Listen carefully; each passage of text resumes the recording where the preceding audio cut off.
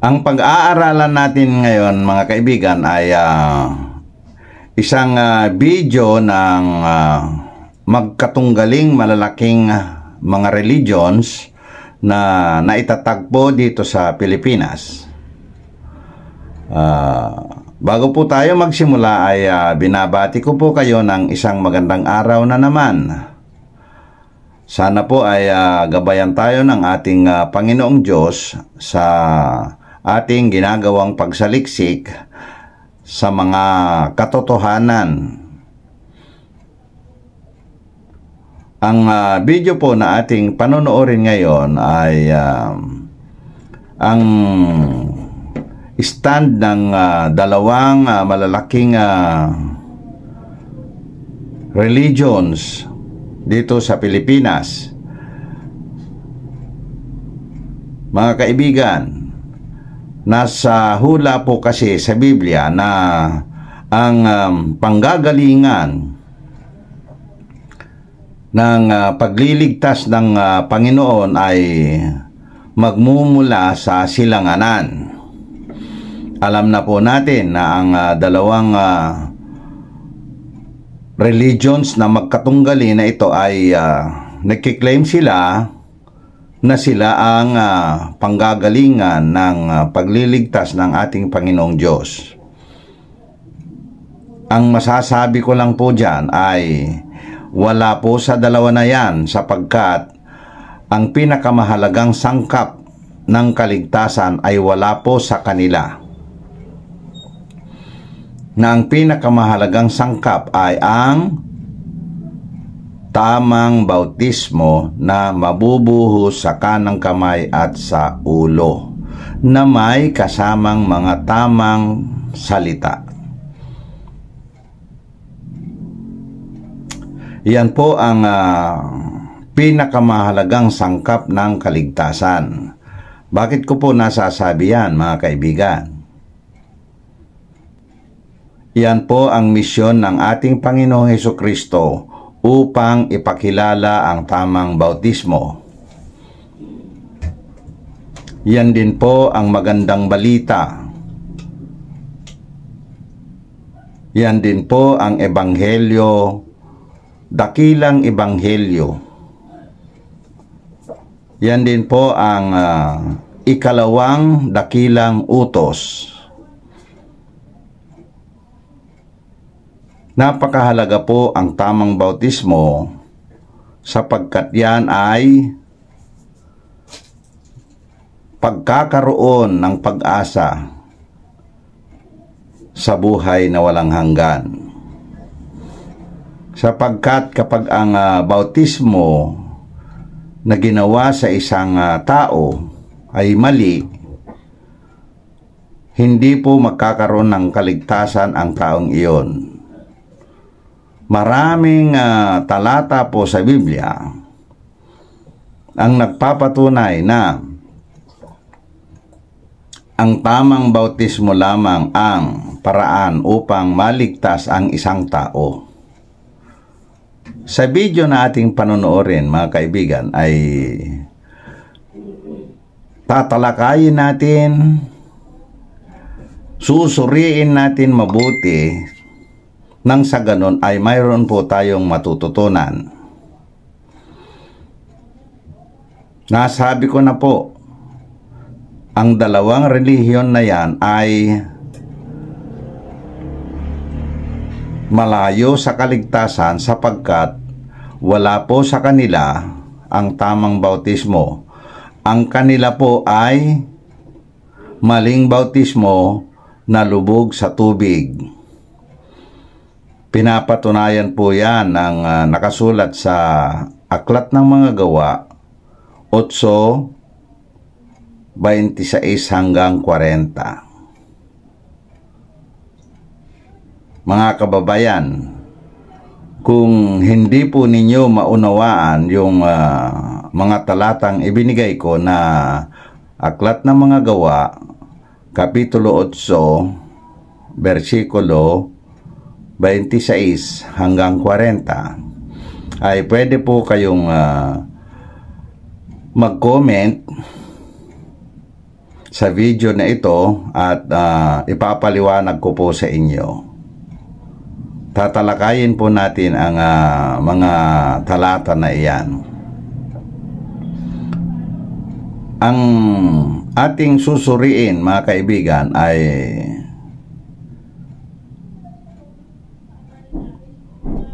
dalawang nagkiklaim na sila ang maliligtas. Ang claim ng isang grupo ay sila lang daw maliligtas. Ang claim naman ng MCGI ay sila rin ang tama. Hindi nila masabi na maliligtas sila. Tama po. Ang sabi ko naman po, ang dalawang religion na yan ay malayo po sa kaligtasan, sapagkat nagbabautismo po sila ng bautismong lubog sa tubig. Yan po ang kasalanang hindi pinapatawad ng Diyos. Ang maling bautismo, mga kaibigan, ay hindi pinapatawad ng Diyos. Marami pong iba't ibang uri ng kasalanan, pero pinapatawad ng Diyos. Subalit, ang bautismong paglulubog sa tubig ay walang kapatawaran.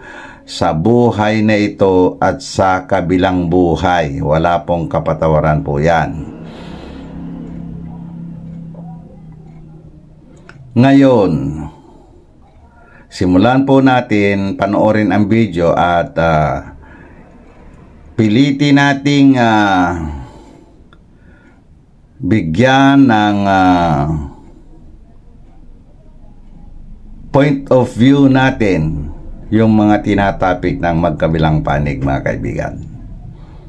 Peter Kalibot naman po ang ating bigyan ng pagkakataon mula sa Campino, Cabanatuan City sa Nueva Ecija, isang iglesia ni Cristo ni Manal.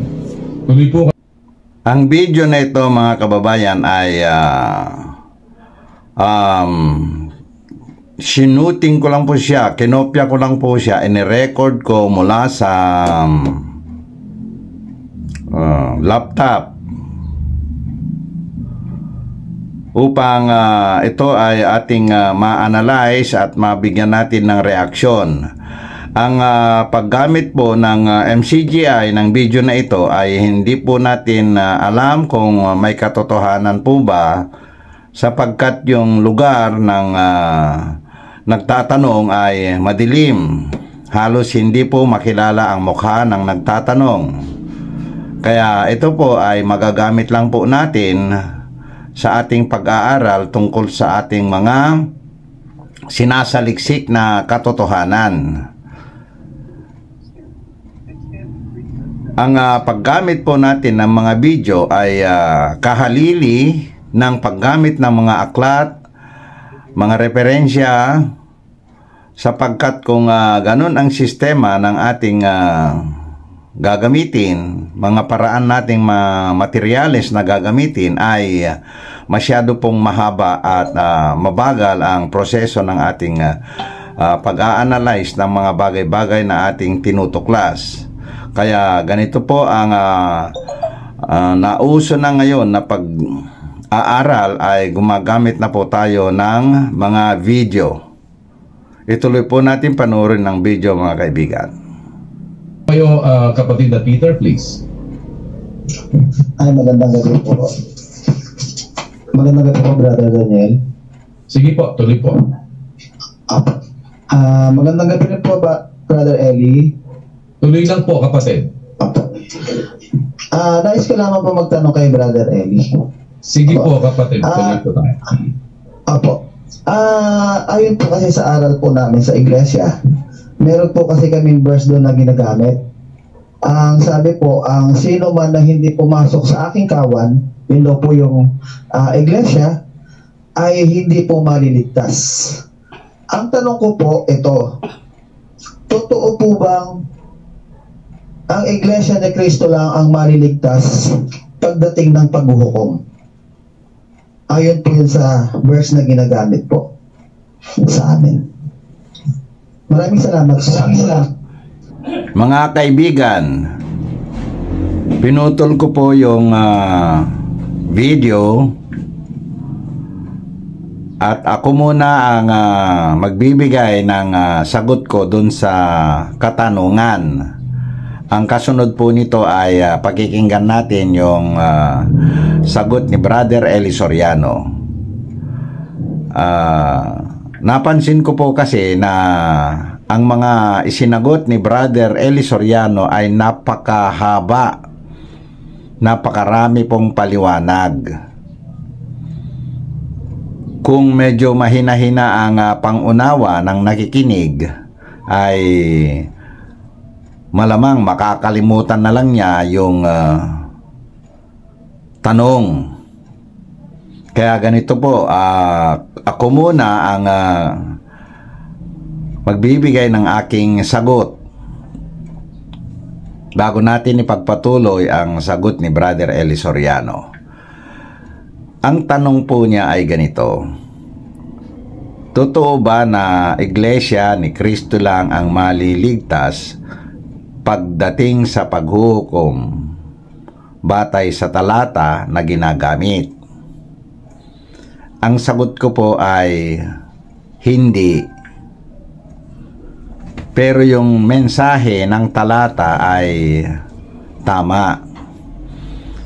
Ito po ay nababasa sa Aklat ni Juan, Kapitulo 10, versikulo 9. Basahin po natin.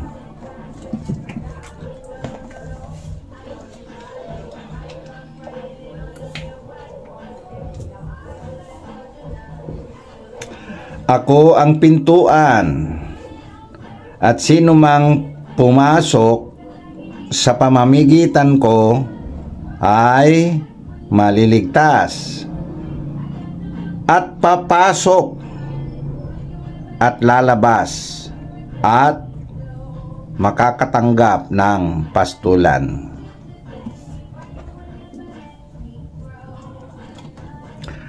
Mga kababayan, sa mga paliwanag ni Brother Eli tungkol sa talatang ito ay wala daw dalawang pagpasok. Mayroon po. Tama naman po yung side ni Iglesia ni Cristo na mayroong dalawang pagpasok upang matupad po yung sinalita ng ating Panginoong Jesucristo na malibang ang isang tao ay ipanganak muli. Ganito po yan. Very simple lang po na unawain ito.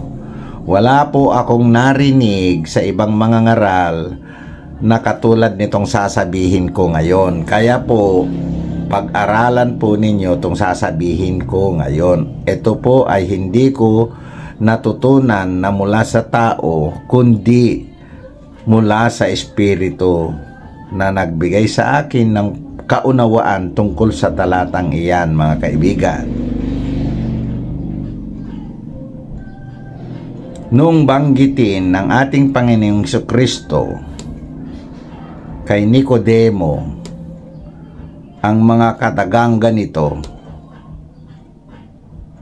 malibang ang isang tao ay maipanganak muli ay hindi makakapasok or hindi niya makikita ang kaharian ng langit. Yan po ang nagpapatunay sa talata na yon, mga kaibigan. Siya ang pintuan. Ang sino mang pumasok sa kanya, ayun po, pag nakuha ng isang tao yung tamang bautismo, yun na nga po, nakapasok ka na nga kay Kristo. Buhay ka, tao ka, kaluluwa. Ito po yung kaluluwa, ha? Hindi po yan yung espiritu.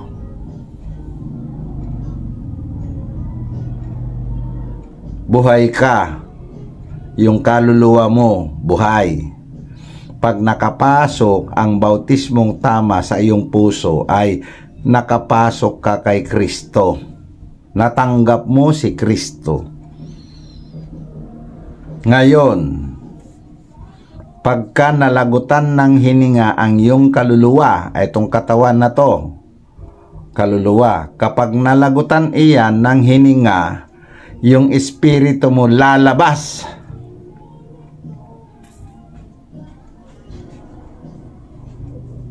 Papasok siya sa ikalawang langit.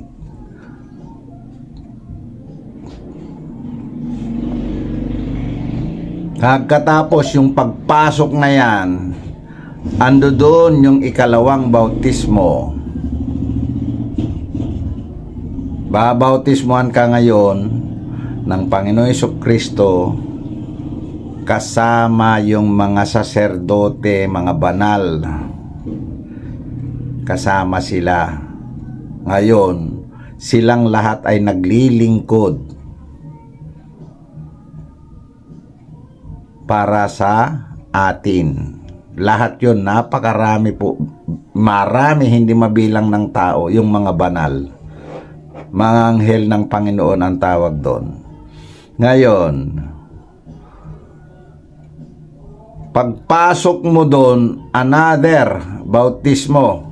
Ito po ang tinatawag na bautismo sa Espiritu Santo at apoy. Nandun po ang Panginoong Jesucristo. Diyan po natutupad ang sinabi ni Juan Bautista na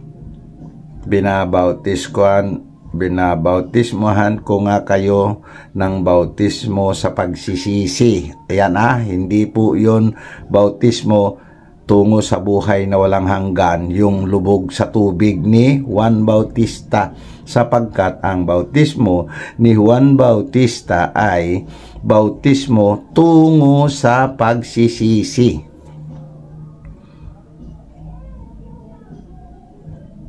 Kaya lahat kayo ngayon dyan na binautismohan ng lubog sa tubig ay binautismohan kayo tungo sa pagsisisi, hindi po yan tungo sa buhay na walang hanggan. Nakasulat po yan sa Roma 6. Ngayon, itong talata na ginagamit ng INC, tama po sila, papasok kay Kristo, pero hindi po yan ang iglesia ni Kristo. Papasok sa tamang bautismo, kaibigan. Pagkapasok mo, buhay ka po kasi. Buhay yung kaluluwa ito, kaluluwa, buhay. Ngayon, pagka namatay ang kaluluwa na yan, lalabas yon at papasok uli sa ikalawang langit na, kaibigan, yung espiritu mula sa puso na binautismuhan. Pagharap ng espiritu mo sa hukuman ng Panginoon Jesucristo, makikita doon kung anong bautismo ginawa sa iyo. Kung mali, hindi ka makakapasok na doon kasi nangyari na dito. Hindi ka makakatawid, sabi ni Lucas kay Lazaro at saka kay Mayaman. Hindi makakatawid, nandun ka na sa hukuman Nangyari na yung pagkabautismo sa iyo dito sa lupa. Kaya pag nandudong ka na sa harap ng hukuman, kung nabautismohan ka ng lubog sa tubig na bautismo, hindi ka makakatawid dun sa tamang bautismo kasi wala ka na dito sa lupa. Andun yung kwento ni Lucas kay Nicodemo, kay Lazaro at mayaman lalaki. Ngayon, lalabas yung pagpasok doon sa ikalawang langit, ikalawang bautismo, lalabas. Bakit? Dadaanan niya yung bautismo lilinisin at dadalisayin. Tandaan po ninyo, tuwirin ang landas ng Panginoon Kaya ang programa natin ngayon mga kaibigan ay Ang Matuwid na Landas.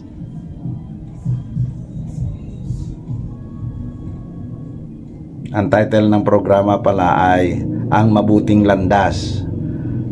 May YouTube channel po tayo nakareserba sa mga aral na Ang Matuwid na Landas.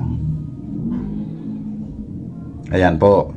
Ngayon mga kaibigan, pagpasok mo sa ikalawang pagpasok, lalabas ka ngayon, kung pasado ka, lalabas ka ngayon papunta sa kaharian ng langit. So, dalawang pagpasok po, no? At lalabas, makakasumpong ng pastulan. Kaharian ng langit po yon. Pastulan. Hindi po literal na mga tupa or whatever. Hindi. Sa ikalawang langit na po yan. Ngayon, kaibigan, yung pastulan, yun yung ikatlong langit. Gagraduate ka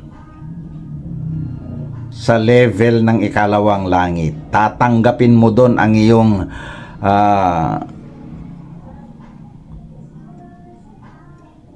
gantimpala. Ngayon, yung mga nabautismoan na lubog sa tubig, hindi po sila makakatanggap kasi dito pa lang sa lupa, yung unang bautismo pa lang ay bagsak na po sila. Tandaan po ninyo ito. Habang kayo po may hininga, magsuri po kayo, susuriin po ninyo itong mga salitang ito na hindi ko natutunan sa kanino mang tao, kundi tinanggap ko yan mula sa aklat ng Panginoon, ang Biblia. Wala po akong malay sa mga ganitong pananalita nung hindi ko pa natatanggap yan mga kaibigan. Ngayon, kung ililihim ko ang bagay na ito, sasarilinin ko at sasaraduhan ko na lang, magiging kasalanan kong mabigat sa Panginoon Diyos. Kaya napilitan po ako kahit na matanda na ako. Napilitan po akong magsalita at ikalat mula dito sa Pilipinas yan mga kaibigan, hindi mula sa ibang parte ng daigdig. Nakasulat sa mga hula sa Biblia na magmumula sa silanganan ang kanyang pagliligtas. Maraming beses na po ninyo narinig yan mga kaibigan. Maraming beses na pong inangkin ng iba yan. Ngayon, sinasabi ko na po sa inyo katotohanan.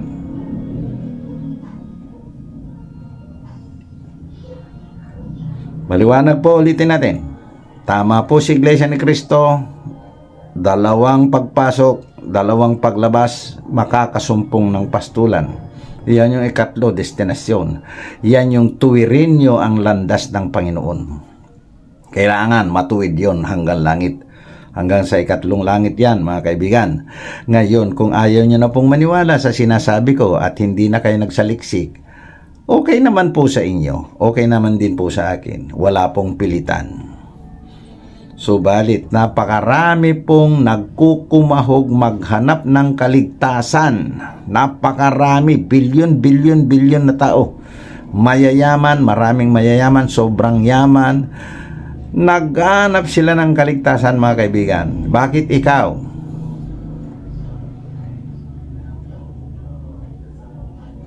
Hindi ka ba maghahanap? Try mo kaibigan, subukin mo. Masusumpungan mo yan pagka hinanap mo. Ngayon, kung babasbasan ako ng Panginoon ng mahaba-habang buhay at may pagpatuloy ko ito, mayroon lang pong makaunawa sa akin ng kahit kaunti. Kahit isa lang makaunawa, sabi ng Diyos, marami ang nagagalak, nagkakatuwa sa langit dahil sa isang maliligtas. magsisi at magbautismo. Nakasulat po yan sa Biblia. Ano yung pagsisisihan mo? Lahat ng kasalanan mo. Pero ang pinakamalaking kasalanan, kaibigan, ay ang maling bautismo. Bakit? Yan po ang kasalanang hindi pinapatawad sa langit. Lahat ng kasalanan mo dito sa lupa, mapapatawad ng tamang bautismo dito. Doon ka hahatulan sa ikalawang langit. Hindi po dito. Ngayon po, kung kontento ka na lang sa buhay mo na ganyan, ubusin mo man lahat ang kayamanan mo, wala kang maipapalit sa naipahamak mong buhay. Ano yung buhay na naipahamak mo? Hindi ito. Itong buhay na ito, hindi. Yung buhay na ipinangako ng Panginoong Hesukristo, yung buhay na walang hanggan. Kapag yun ay naipahamak mo, kahit mayaman ka pa, wala kang paraan para mabawi mo. Ito ngayon ang sinasabi ko sa iyo, na sa bandang dulo ng video na ito tinalakay din ni Brother Eli Soriano. Tungkol po ito sa buhay na maipapahamak ng tao.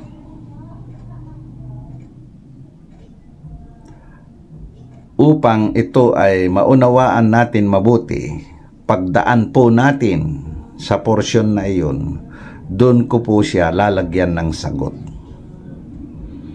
Ang aking sagot sa tanong ng aking narinig natin sa video, kaibigan. Totoo ba na Iglesia ni Cristo lang ang maliligtas pagdating sa paghuhukom?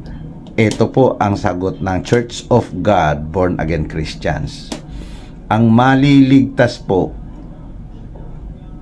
ay yung mga makatanggap ng tamang bautismo. Yun po ang sinasabi ng talata na ang pumasok kay Panginoong Hesukristo ay maliligtas. Yan po yun. Tanggapin mo yung tamang bautismo na itinuro niya at maliligtas ka. Paano? Papasok sa kanya, lalabas ka kasi, tao ka kasi, pag namatay ka, lalabas. Alin ang lalabas? Yung espiritu mo. Papasok uli sa ikalawang langit. Espiritu na.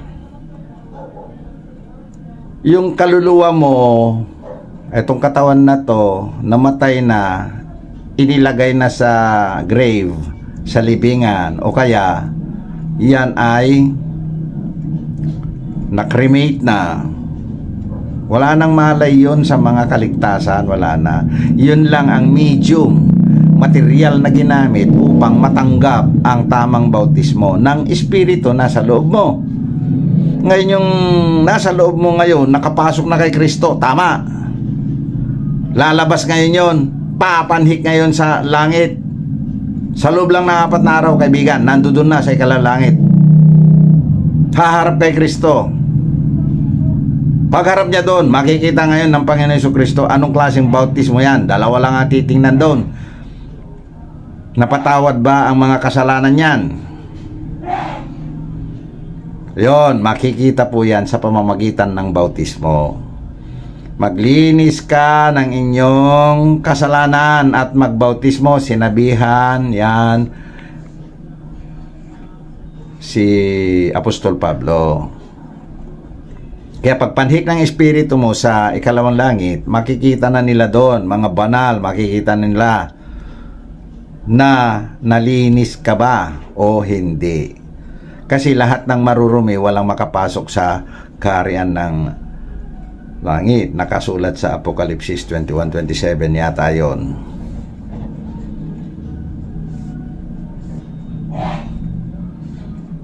Kaibigan, medyo mahaba-haba yung aking isinagot. Huwag lang po tayong mailigaw ng mga mayayaman at mga naunang religion. Kaya nandito ako. Pagtsatsagaan ko na po ito kahit na kaunti lang ang makakarinig. Kahit isa nga lang ang makakaunawa sa sinasabi ko, matutuwa na ako. Kasi ganun din po sa langit. Nagkakatuwa sila sa langit kapag may natagpo ang nagsisi sa kanyang mga kasalanan at tumanggap ng tamang bautismo. Tuloy po natin ang video, mga kaibigan. Salamat po, kapatid na Peter. Nakakalungkot isipin, ang iglesia nyo, topsy-turvy, rocky. Hindi matatag ang foundation. Alam nyo kung bakit. Huwag kayong magagalit. Pansinin po ninyo, mga kaibigan. Itong si Brother Eli Soriano ay tinatanong kung ang iglesia ni Kristo lang daw ba ang maliligtas pagdating ng paghuhukom, batay sa talata Juan 19. Ang napansin ko po ay umatake kaagad itong si Brother Eli Soriano sa iglesia ni Kristo. Kung totoo nga na INC member yung nagtatanong, bakit niya naman aatakihin? Nagtatanong lang. Ang sa kanya po ba ay hindi topsy-turvy? Meron po bang matibay na pundasyon yung kanya? Wala rin naman po eh. Pundasyon ng building meron na sila kasi mayayaman na po sila. Pero yung pananampalataya po nila ay wala kasi ang pundasyon po niyan ay ang tamang bautismo. Pareho po silang walang tamang pundasyon. Yan po ang masasabi ko, sapagkat ako naman po ay nasa Church of God, born again Christians. Kaya itong si Brother Eli Soriano na ganyan ang pag-atake niya, na nakasanayan na. Napakarami pong bumibilib sa kanyang galing at talino. Ngunit yung paraan po niya ay paraan po ng isang hindi magandang pamumuno or leader pang relihiyon. Tuloy po natin ang video. Wala kayong pagsampalataya sa mga orihinal na manuskrito ng Biblia. Narinig po natin na sinabi niya, wala kayong pagsampalataya sa mga orihinal na bersyon ng Biblia. Kahit po siya mismo, wala rin po siyang pagsampalataya sa orihinal na bersyon ng Biblia. Bakit ko po nasasabi yun? Ang ginagamit po niya na bersyon ng Biblia para magturo ay saling English at saling Tagalog. Ang mga nire-research po niya ay original na Hebrew or Greek or Aramaiko. Wala na pong ibang salin. Kaya kung pakikinggan po natin ang mga kwento ni Brother Eli Soriano, siya naman ay gumagamit din ng mga maling salin ng Biblia. Ulitin ko po. Nagtuturo siya na hindi yung original ang ginagamit. Bakit ko nasabi yon? Magre-research ng Greek word, pero hindi yung Biblia mismong buo ng Greek or Hebrew Bible ang ginagamit niya upang magturo. Maliwanag po ba? Ang ginagamit niya kadalasan ay salin na ng English at saka salin na ng Tagalog. Ngayon, kung ibibida na naman niya na ginamit niya lahat ng salin, iyan po ang may sasagot ko dyan ay palatandaan na isa siyang bulaang mangangaral. Ginagamit niya lahat upang mailihis niya yung katotohanan. Bakit ko po nasabi yon? Kung gagamitin po sana niya yung original na manuscript na hindi translations ang gagamitin niya, tama, hindi na iligaw. Ngayon, gumagamit siya ng mga salin ng Biblia upang mapagtakpan yung original na salin. Alam po ninyo kung bakit may mga nakasulat sa Genesis na dahon ng igos at pinagtagni-tagni o tinahi-tahi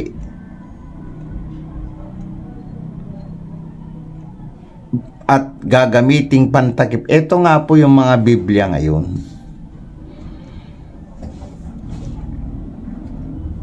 Napakaraming versions ng Biblia upang mapagtakpan yung original. Ayan po ang nakasulat din sa Genesis na sinasabi na at ginawaan ng Diyos sila ng balat. Ayan po, tandaan po ninyo yan, bilang dinamitan sila ng Diyos ng balat. Samantala, yung dahon ng igos ginawa ni Adan at ni Eva bilang pantakip. Ganito po ngayon yan, mga kaibigan. Kung may unawa po kayo sa Biblia, yun po yung dalawa na yun. Hindi po literal na damit. Gumawa ang Diyos ng Biblia, yung original.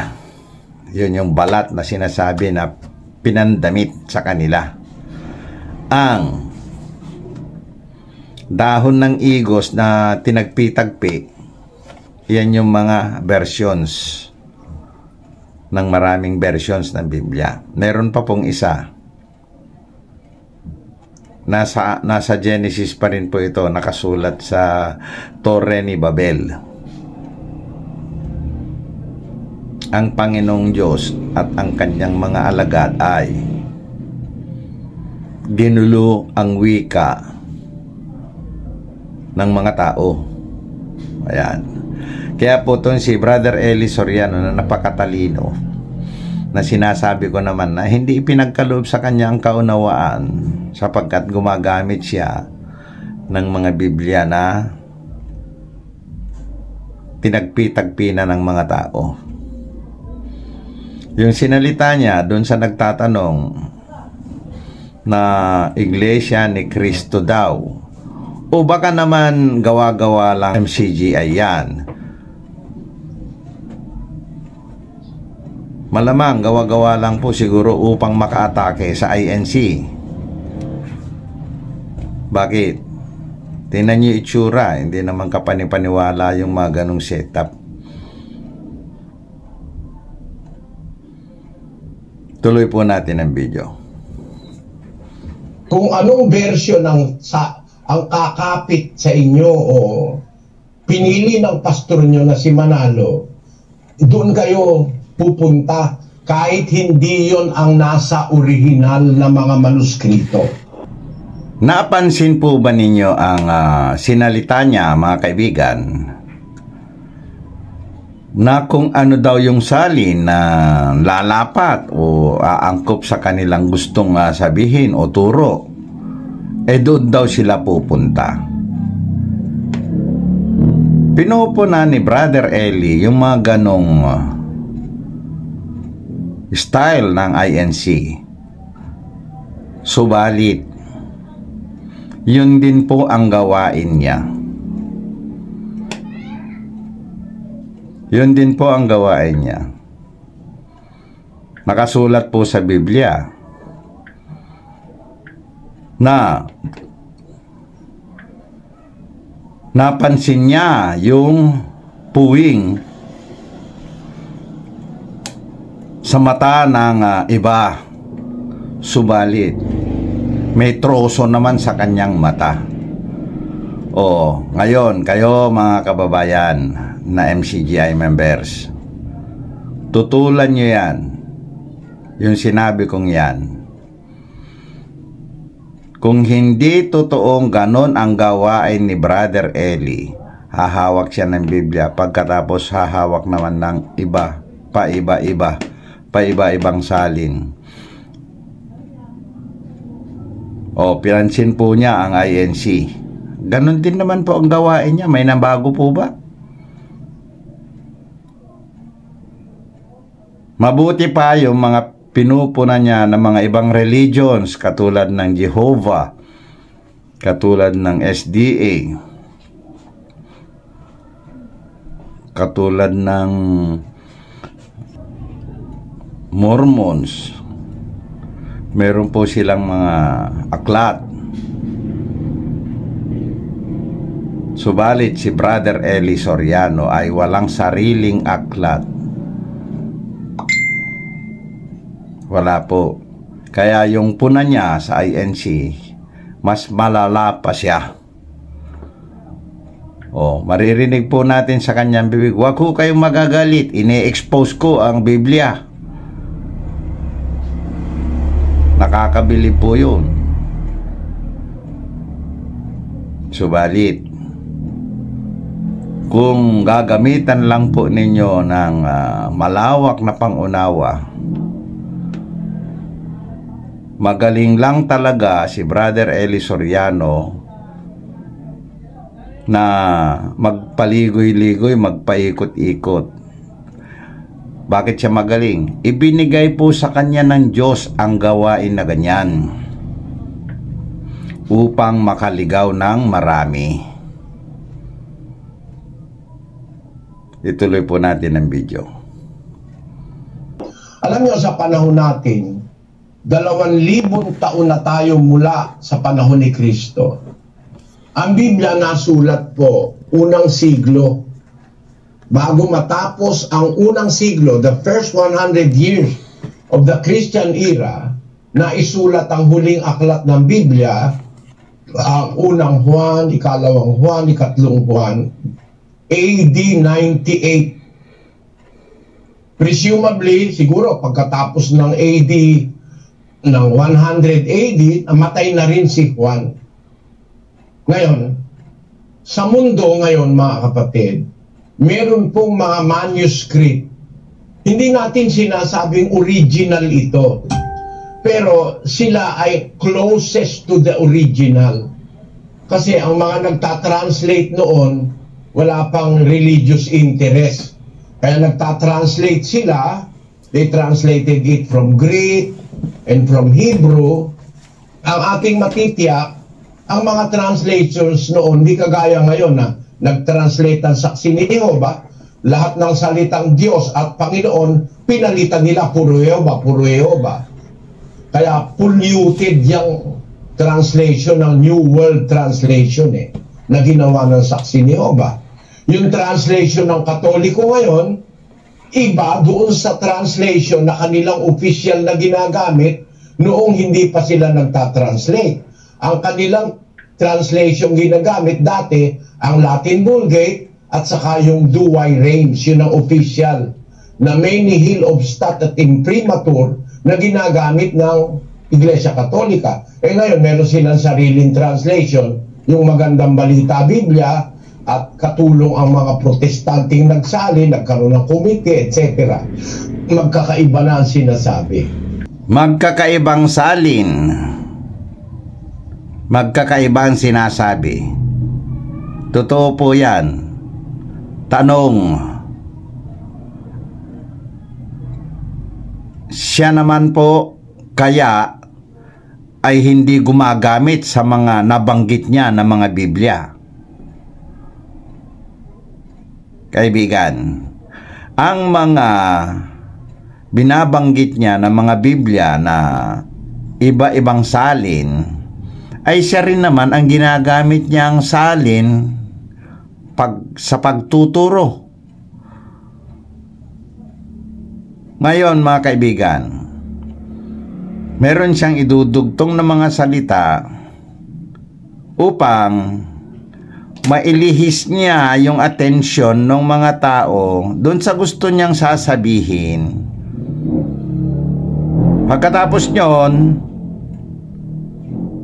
babalikan na naman niya yung mga Biblia na binanggit niya kasi wala naman po siyang ibang Biblia na magagamit kundi mga Biblia rin ng Katoliko, Biblia ni King James Version, New International Version,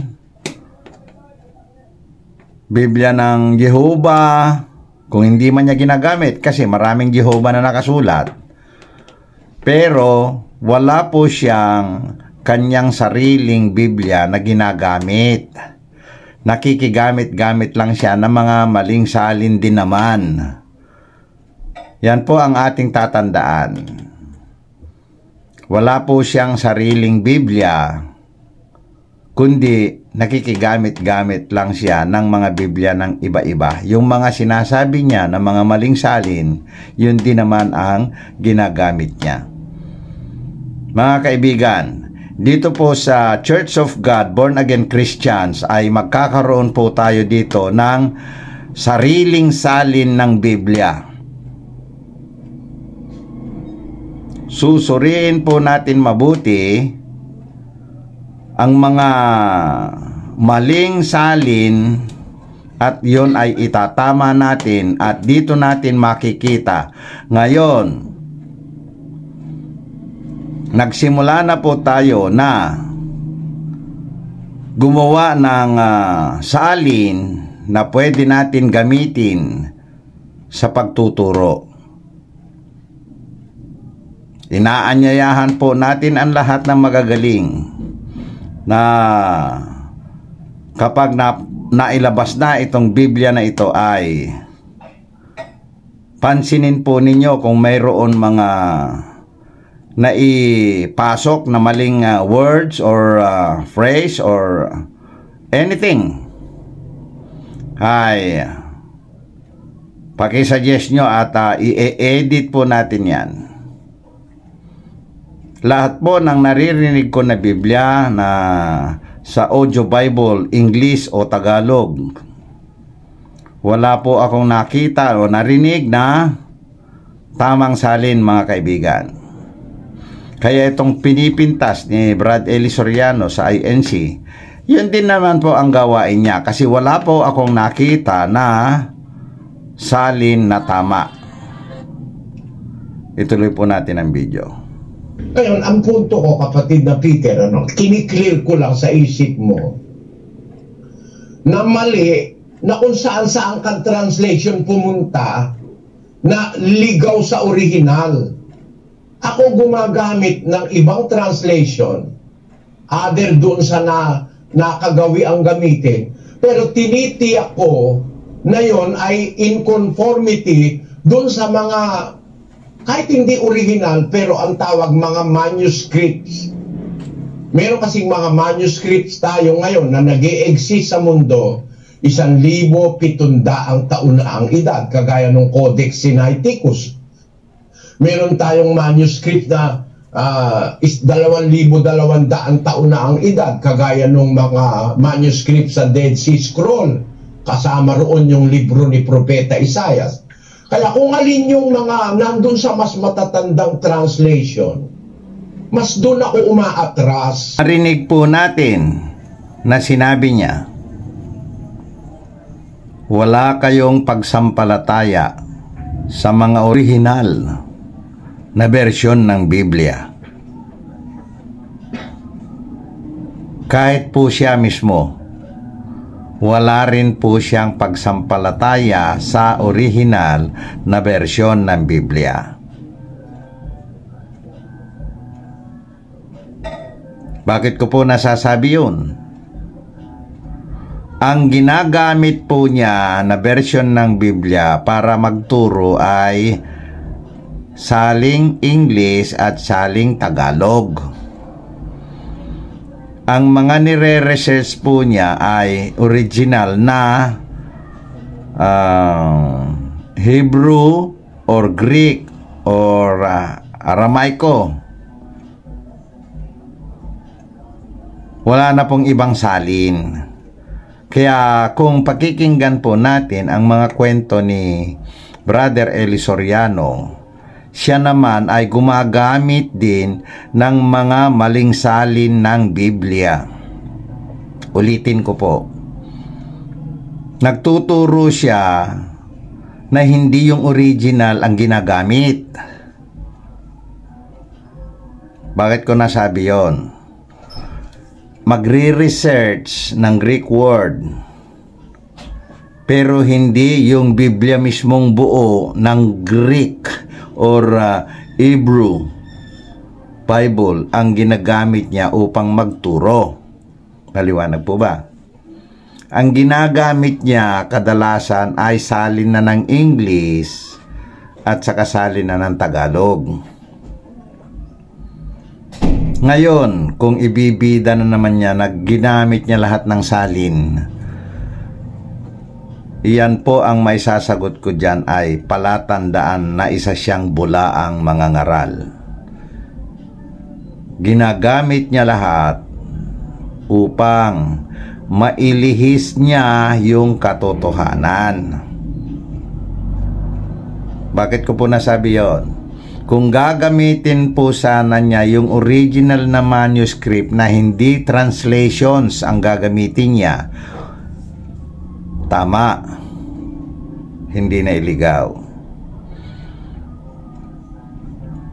Ngayon, gumagamit siya ng mga salin ng Biblia upang mapagtakpan yung original na salin. Alam po ninyo kung bakit may mga nakasulat sa Genesis na dahon ng igos at pinagtagni-tagni o tinahi-tahi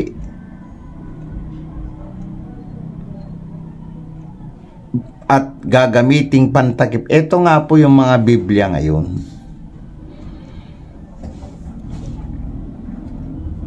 Napakaraming versions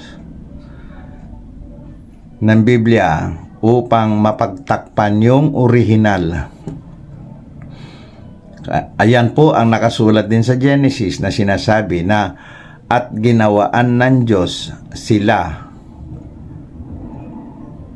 ng balat.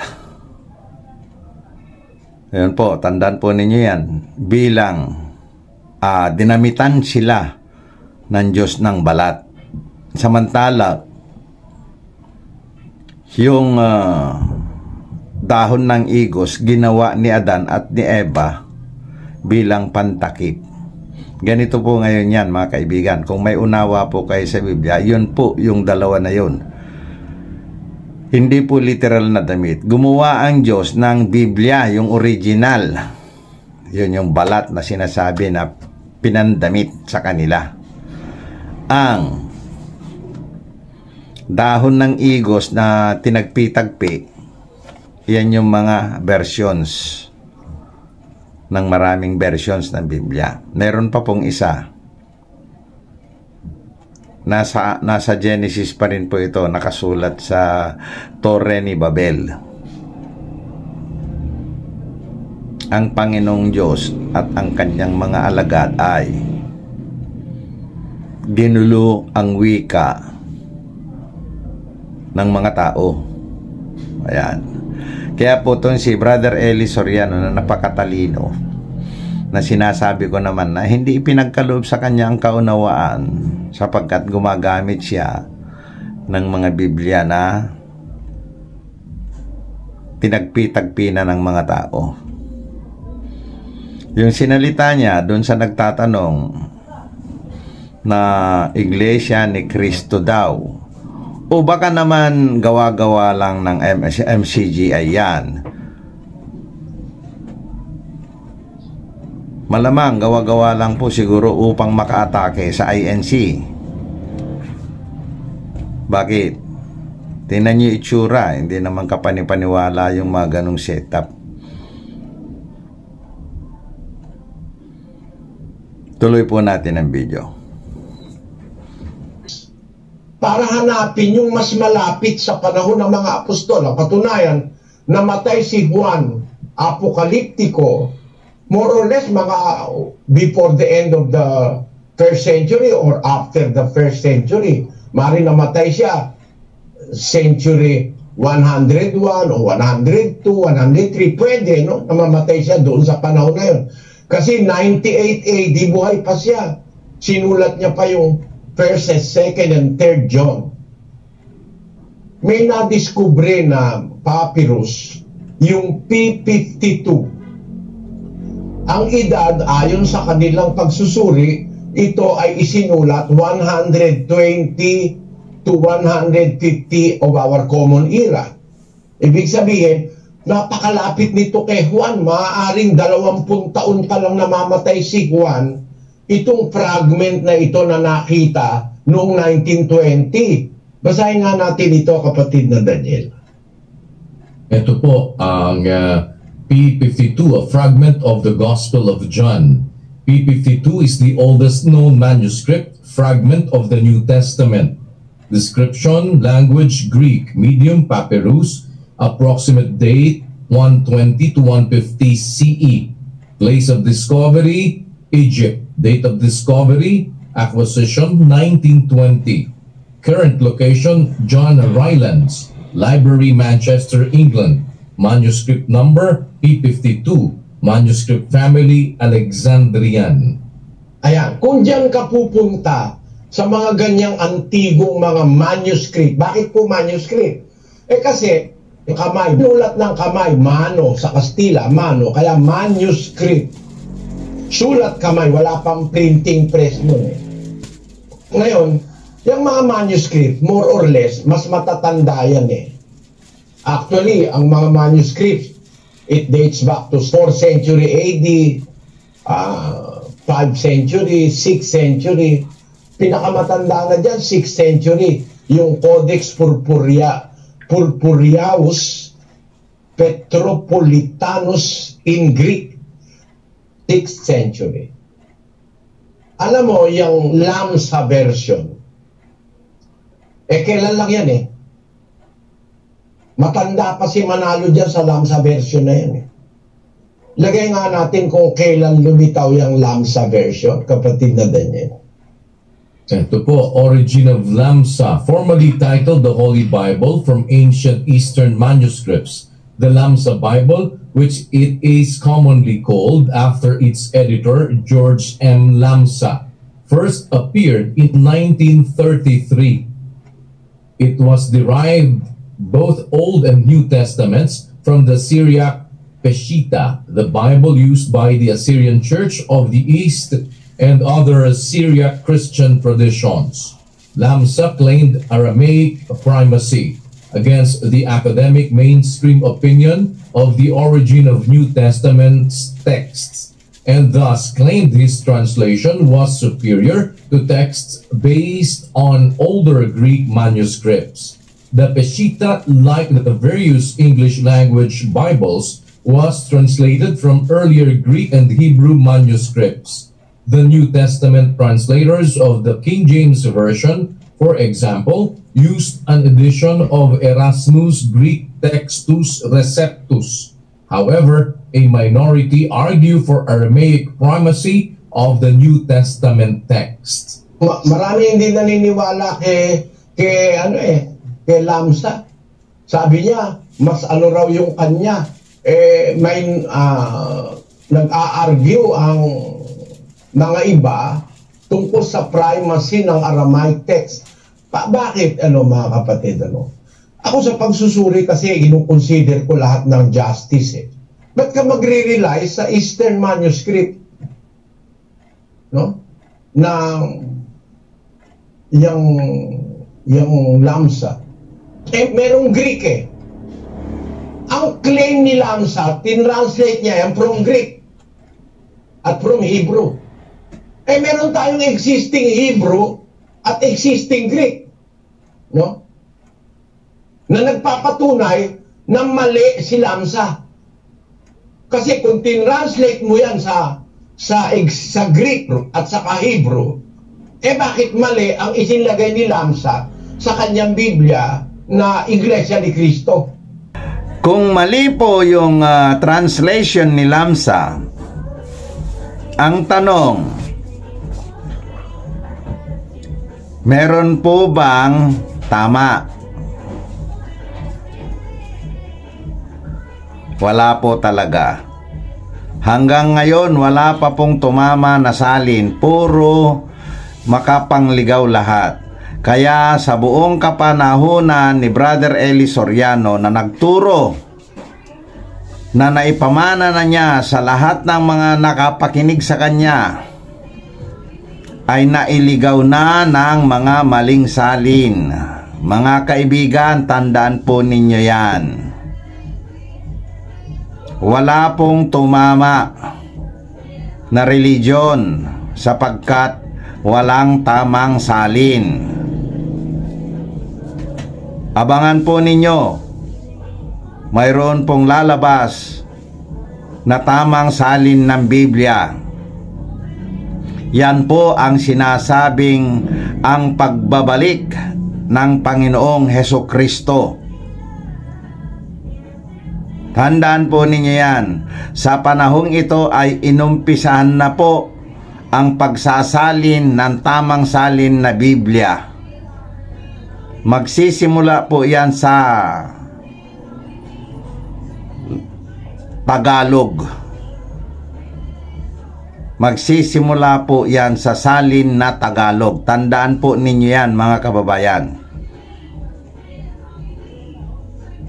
Ituloy po natin ang video.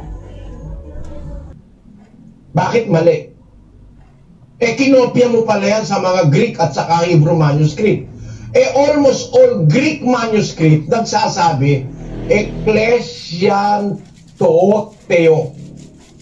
Sa 20:28 ng Gawa. Karamihan sa Greek manuscript nagsasabi ay yung nakasulat. Ilagay mo nga sa screen. Yan o. 20:28. Ang sabi nila sa Iglesia raw ni Cristo, binili niya ng kanyang sariling dugo. Ang nasa Greek manuscript, Ecclesian Theo. No? Iglesia ng Diyos. Hindi Iglesia ni Cristo. Yung nasa Gawa. Kaya kahit tignan mo sa official Bible ng Katoliko, nakalagay Iglesia ng Diyos din. At sa lahat halos ng mga manuscript, ang nakalagay Iglesia ng Diyos. Ecclesian Theo. Pagkatapos ngayon eto si Lamsa sasabihin Iglesia ni Cristo. Kung totoo yan, kumopya ka sa mga Greek manuscript, ba't Iglesia ni Cristo inilagay mo? Hindi ka kumopya. Inilagay mo yung sarili mong utak. Ganun yun. Kaya yan ang ikinalulungkot ko, kapatid, sa mga ministro ni Manalo. Hindi sila nagbabatay sa mga manuscripts, yung mga mas malapit sa panahon ng mga apostol at mga Panginoon Kristo. Kung ano yung papabor sa inyo, yun ang kinukuha nyo. Kagaya niyan. Bagay sa akin, hindi lulusot yung chopi na yun na kailangan daw pumasok sa kanyang kawan. Mahaba-haba na po ang video na ating napanood. Subalit hindi pa po tayo nakahintay ng kasagutan ng tanong ng isang nagtatanong, mga kaibigan. Sapagkat ang kanyang tanong ay, totoo bang Iglesia ni Cristo lamang ang maliligtas pagdating ng paghuhukom? Yan po ang tanong. Subalit napakahaba na po ang ating panood, wala pang sagot. Panoorin po natin ang video. Kaya para sabihin mo, ang utos ay pumasok sa kawan dahil merong nagsali na isang, hindi naman sa kawan pinapapasok eh. Basahin natin ang Juan, Kapitulo 10. Ako ang pintuan ng mga tupa. Sabi ng ating Panginoon Kristo. 7. Muli ngang sinabi sa kanila ni Jesus, katotohanan, katotohanan sinasabi ko sa inyo, ako ang pintuan ng mga tupa. At siya ang pintuan. Saan ka papasok? 19. Ako ang pintuan. Ang sinumang taong pumasok sa akin ay siya'y... ang sino man taong pumasok sa kawan. Wala nun eh. Ako ang pintuan. Ang sino man taong pumasok sa akin ay siya'y maliligtas. Ano mangyayari? At papasok at lalabas at makakasumpong ng pastulan. Ayan, isa pa yung salin na, isang salin pa yan, nakaduda-duda eh.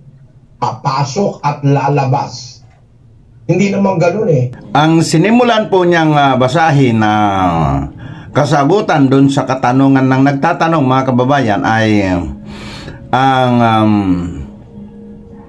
nakasulat sa Juan 10:9, na kung ating babasahin po ay ganito po ang ating mababasa. Ako ang pintuan. Ang sino mang pumasok sa pamamagitan ko ay maliligtas at papasok at lalabas at makakatagpo ng pastulan. Yan po ang ating nabasa, mga kababayan. Ang parteng ito ng video, mga kababayan, ay puputulin po muna natin at gagawan ko siya ng ikalawang episode, sapagkat kung itutuloy ko po ngayon ito, masyado pong mahaba at baka hindi ko po mai-export. Kaya pagpasensya na lang po, mga kaibigan, at medyo maliit pa yung memory ng aking cellphone na ginagamit, kaya hanggang sa 1 hour lang po muna tayo, mga kaibigan. Tayo po ay magpasalamat sa ating Panginoon Diyos na gumagabay sa atin upang masaliksik natin ang katotohanan upang magkaroon po tayo ng pag-asa sa buhay na walang hanggan. Amen.